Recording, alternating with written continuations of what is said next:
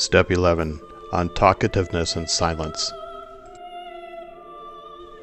In the preceding chapter, we spoke briefly on how extremely dangerous it is to judge others, or rather to be judged and be punished by one's own tongue, and of how this vice steals into even the most apparently spiritual people. Now we must show the cause of this vice, and give proper account of the door by which it enters, or rather, goes out. Talkativeness is the throne of vainglory, on which it loves to show itself and make a display. Talkativeness is a sign of ignorance, a door of slander, an inducement to jesting, a servant of falsehood, the ruin of compunction, a creator and summoner of despondency, a precursor of sleep, the dissipation of recollection, the abolition of watchfulness, the cooling of ardor, the darkening of prayer. Intelligent silence is the mother of prayer, a recall from captivity, preservation of fire, an overseer of thoughts, a watch against enemies, a prison of mourning, a friend of tears, effective remembrance of death, a depictor of punishment, a delver into judgment, a minister of sorrow, an enemy of freedom of speech, a companion of stillness, an opponent of desire to teach, increase of knowledge, a creator of divine vision, unseen progress, secret ascent. He who has become aware of his sins has controlled his tongue, but a talkative person has not yet come to know himself as he should.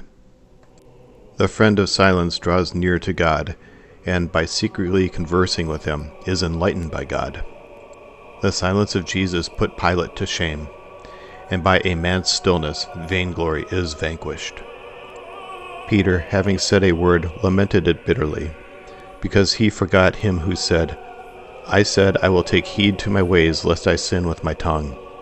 And the other who said, a fall from a height to the ground is better than a slip with the tongue. I do not wish to write much about this, even though the wiles of the passions urge me to do so.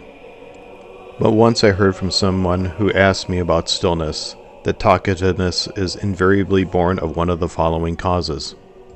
Either from a bad, lax way of life and habit, for the tongue, said he, being a member of the body, like the rest of the members, requires the training of habit. Or again, in the case of ascetics, garrulity comes especially from vainglory, and sometimes also from gluttony.